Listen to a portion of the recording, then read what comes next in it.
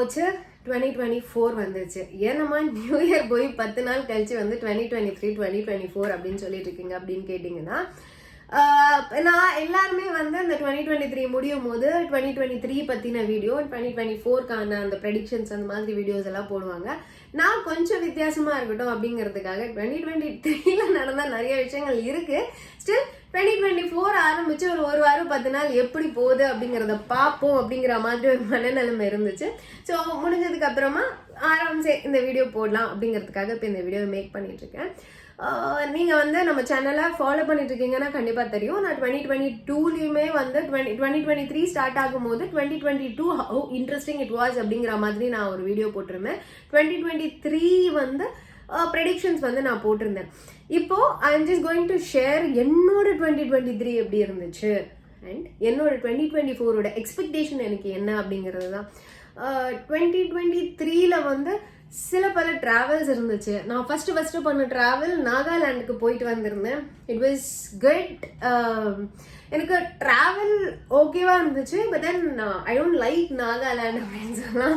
எனக்கு அந்த part of our country வந்து கொஞ்சம் கஜா நம்ம சேனல்ல ஏற்கனவே நான் நாகாலாண்ட் பிளாக் போட்டிருக்கேன். பார்க்காதவங்க போய் பாருங்க. ஸோ நாகாலாண்டுக்கு நாளைக்கு நீங்கள் போகிறதா இருந்தீங்கன்னா நீங்கள் இந்த வீடியோ ஒரு வாட்டி பார்த்துட்டதுக்கு அப்புறமா நீங்கள் போகலாம். அண்ட் நெக்ஸ்ட் ட்ராவல் வந்து நான் அகேன் டாஞ்சூர் கோவில் கும்பகோணம் அந்த ஏரியா வந்து ஒரு ட்ரிப் போயிருந்தேன். கார்லேயே போயிருந்தேன். அண்ட் முன்னார் போயிருந்தேன். Munnar it was a family trip அப்படின்னு சொல்லலாம். எனக்கு கொஞ்சம் ஃபேமிலி ட்ரிப் அப்படின்னா கொஞ்சம் ஐ ஆம் அ சோலோ டிராவலர். எனக்கு வந்து சோலோவாக ட்ராவல் பண்ணுறது ரொம்ப பிடிக்கும். பிகாஸ் எனக்கு என்னோட ப்ரெஃபரன்சஸ் வேற. நான் ஒரு ஹோட்டல் ப்ரிஃபர் பண்ணுவேன். இல்லை எனக்கு வந்து காரில் ட்ராவல் பண்ணுறது ரொம்ப பிடிக்கும். ஸோ நான் காரில் போயிடுவேன். இப்போ எனக்கு பஸ்ஸில் போகிறேன் அப்படின்னா டக்குன்னு நான் ஆட்டோ எடுக்கணுமா பஸ் எடுக்கணுமா இந்த மாதிரிலாம் யோசிப்பேன். பட் நம்ம ஃபேமிலியோட போகிறோம்னா எல்லாமே வந்து நம்ம ப்ரீ புக் பண்ணணும், ப்ரீ அரேஞ்ச் பண்ணணும். ஸோ இந்த மாதிரி நிறைய ரெஸ்பான்சிபிலிட்டிஸ் இருக்குது. சென்டர் ஆஃப் த பர்சனாக நின்று இது எல்லாத்தையும் மேனேஜ் பண்ணணும் அப்படின்னா கொஞ்சம் கஷ்டம். ஏன்னா ஏதாவது ஒன்று தப்பாக போச்சுன்னா இந்த முன்னாடி ட்ரிப்லேயே வந்து இந்த ஹோட்டல் எனக்கு சரியில்லை, எனக்கு இந்த விஷயம் பிடிக்கல அப்படிங்கிற மாதிரி நிறைய நொட்டை சொல்லிட்டே இருந்தாங்க. அதுவும் ஃபேமிலிஸ் நம்ம சொல்லவே வேண்டாம். ஃப்ரெண்ட்ஸ் நானும் கொஞ்சம் அட்ஜஸ்ட் பண்ணிப்பாங்க. அதையும் மீறி கேள்வி கேட்டாங்கன்னா இவ்வளோதான் அமைதியா இரு அப்படின்னு சொன்னா முடியும். பட் இது வந்து நம்மளால ஃபேமிலிஸ்ல பண்ண முடியாது. ஸோ கொஞ்சம் எனக்கு ஃபேமிலி கூட டிராவல் பண்றதுன்னா அதை வச்சுதான் வச்சுக்கோங்களேன். முன்னாடி ட்ரிப் போனேன். அடுத்து அந்த டாஞ்சூர் ட்ரிப் போனேன். அதுக்கப்புறமா நான் ஈரோடுக்கு 2 வாட்டி போனேன். மைசூருக்கு 2 வாட்டி போனேன். இது ரெண்டுமே வந்து நான் கார்ல தான் டிராவல் பண்ணேன்.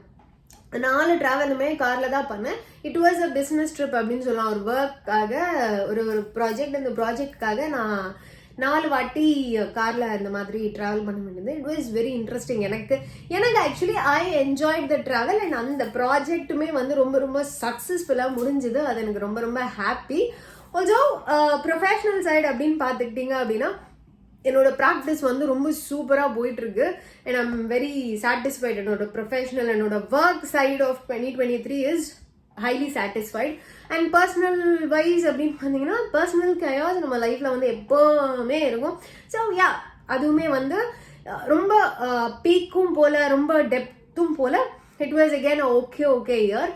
அண்ட் எனக்கு இம்பேக்டான ஜட்ஜ்மெண்ட்ஸ் இம்பேக்டான லீகல் விஷயங்கள் அப்படின்னு பார்த்தீங்கன்னா ஆர்டிகல் 370 அப்ளிகேஷன் இருக்கலாம். அண்ட் LGBTQ ஆர்டர் இதெல்லாம் வந்து எனக்கு ஆக்சுவலி இம்பேக்ட் ஆச்சு. ஆல்சோ இன்னொரு ஆர்டர் வந்து எனக்கு இம்பேக்ட் ஆச்சு. நம்மளோட சேனல்ல நான் வந்து ஒரு வீடியோவே போட்டிருக்கேன். பட் இப்போ டக்குன்னு எனக்கு ஸ்ட்ரைக் ஆகல. அண்ட் ரொம்ப மென்டலாக கொஞ்சம் எமோஷ்னலாக எஃபெக்ட் ஆன விஷயம் அப்படின்னு பார்த்தீங்கன்னா மணிப்பூர் இஷ்யூ. மணிப்பூர் வந்து பத்துக்கிட்டு எரிஞ்ச விஷயம். இன்னுமே வந்து அங்கே அந்த விஷயம் அடங்காம காட்டுத்தீ மாதிரி ஒரு எரிஞ்சிட்டு தான் இருக்கு ஒரு சைட்ல. ஸோ அந்த மணிப்பூர் இஷ்யூ அந்த மணிப்பூர் இஷ்யூல 2 பெண்களை வந்து மொலாஸ்ட் பண்ண விஷயம்.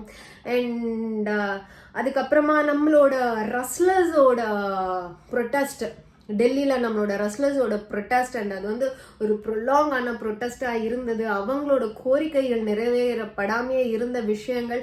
ஸோ இந்த மாதிரியான சின்ன விஷயங்கள் கண்ட்ரி வைடு பார்த்தீங்கன்னா எனக்கு கொஞ்சம் நெருடலாகவே இருந்துச்சு. நம்மளோட கண்ட்ரி வந்து இந்த விஷயத்தெல்லாம் இன்னும் கொஞ்சம் ஸ்டெப் எடுக்கலாம், இன்னும் கொஞ்சம் வந்து கவனம் செலுத்தலாம் அப்படிங்கிற மாதிரி இருந்துச்சு.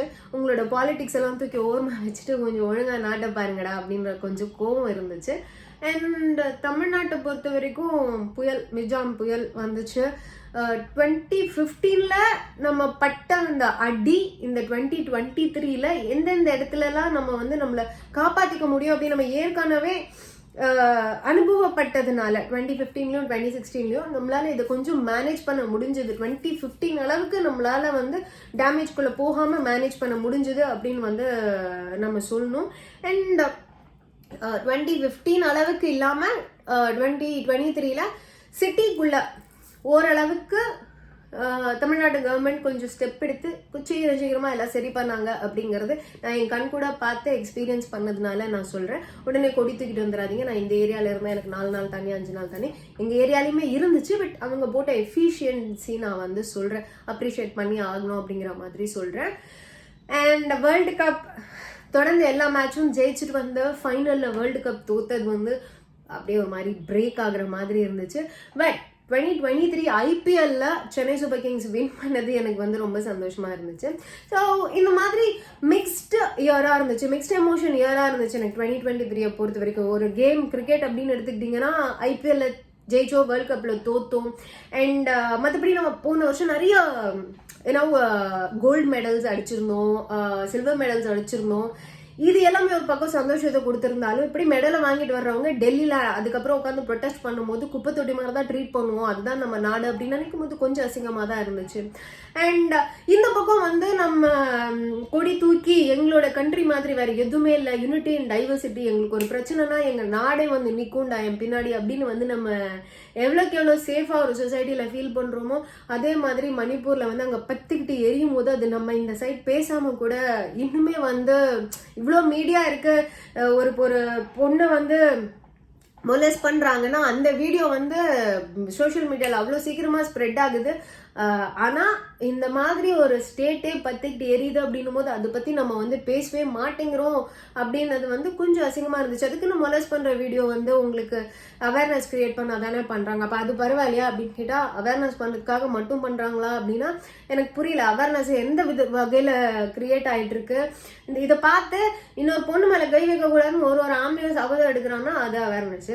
பட் அது பார்த்து ஓகே இந்த மாதிரிலாம் பண்ணலாமா அப்படின்னு கத்துக்கிட்டு பண்ற மாதிரி தான் 5 வயசு குழந்தை கேரளால வந்து ரேப் பண்ணப்பட்டு கொல்லப்பட்டு நவம்பர் 14 அன்னைக்கு, அதாவது ஸ்பீடி ட்ரையல்ல 3 மாசத்துக்குள்ள அந்த கொலைகாரனுக்கு வந்து ஒரு ஆர்டர் கொடுத்தாங்க. அதுவுமே ரொம்ப ரொம்ப அப்ரிஷியேட் பண்ண வேண்டிய விஷயம். கேரளா ஹைகோர்ட்ல நடந்துச்சு, ஐ மீன் கேரளா மகிழா கோர்ட்ல நடந்து அவங்க வந்து ஃபாஸ்ட் ட்ராக் கோர்ட்ல நடந்து ஆர்டர் கொடுத்திருந்தாங்க 3 மாசத்துக்குள்ள 5 வயசு குழந்தைய கொலை 2020 தான் எதுவும் நடந்தது. கொலை பண்ண ஒருத்தனை, ரேப் பண்ணி கொலை பண்ண ஒருத்தனை வந்து தூக்குல போடணும் அப்படின்னு நவம்பர் 14 ஒரு ஆர்டர் கொடுத்திருந்தாங்க. ஸோ இந்த மாதிரியான விஷயங்கள் மிக்ஸ்டு எமோஷன்ஸ் வந்து எனக்கு 2023 இருந்துச்சு. 2024 அப்படின்னு பாத்தீங்கன்னா ஒரு 10 நாள் முடிஞ்சிருக்கு. எந்த வருஷம் ஆனாலும் நம்மளுக்கு இயர் தான் மாறிக்கிட்டே இருக்குமே தவிர நம்மளோட லைஃப், நம்ம எந்த மாதிரியான ஒரு வாழ்க்கை வாழ்றோம், நம்மளோட வாழ்க்கையில நம்ம என்ன எதிர்பார்க்கிறோம் அப்படிங்கிற மாதிரியான விஷயங்களை பேஸ் பண்ணி தானே நம்மளோட லைஃப் வந்து நம்மளுக்கு கொடுக்கறதும் கொடுக்காததும், அதை நம்ம எடுத்துக்காததும். ஸோ 2024 எனக்கு நிறைய எக்ஸ்பெக்டேஷன்ஸ் இருக்கு. அது என்னென்ன இருந்தது அண்ட் அதெல்லாம் என்னென்ன நடந்துச்சு அப்படிங்கிறத வந்து நான் உங்களுக்கு 2024 முடியும் போது சொல்றேன். பிகாஸ் நம்மளோட நெக்ஸ்ட் மூவ் என்ன அப்படிங்கிறத வெளியில சொல்லிக்காதீங்க அப்படிங்கிறது பெரியவங்க சொன்ன விஷயங்கள். ஸோ இந்த வீடியோல நான் வந்து என்னோட 2023 எப்படி இருந்துச்சு ப்ரொஃபஷனலா அண்ட் எமோஷ்னலா அண்ட் பர்சனலா நம்மளோட சொசைட்டி வைஸ் அப்படின்றத நான் உங்களுக்கு ஷேர் பண்ணியிருக்கேன். அண்ட் இதே மாதிரி உங்களோட 2023 எப்படி இருந்துச்சு அப்படிங்கிற விஷயத்த நீங்க எனக்கு கமெண்ட்ல சொல்லுங்க. ஸோ தட் உங்களோட 2023 எப்படி இருந்ததுன்றதை நானும் தெரிஞ்சுக்க முடியும். ஏதாவது இன்ட்ரெஸ்டிங்கான விஷயம் நடந்திருந்ததுன்னா அதை எனக்கு கமெண்ட்ல சொல்லுங்க. அதை நம்மளோட வியூவர்ஸ்க்கு நான் வீடியோவாவே மேக் பண்ணி போடுறேன். இதே மாதிரி இன்ட்ரெஸ்டிங்கான இன்னொரு வீடியோல நான் வந்து உங்களை பார்க்குற வரைக்கும் have a great day amigos. வாழ்க தமிழ், வளர்க பாரதம். கொஞ்சம் இல்லை நிறையவே லேட்டாக இருந்தாலும் happy wonderful successful new year for all. Saya தமிழாச்சி.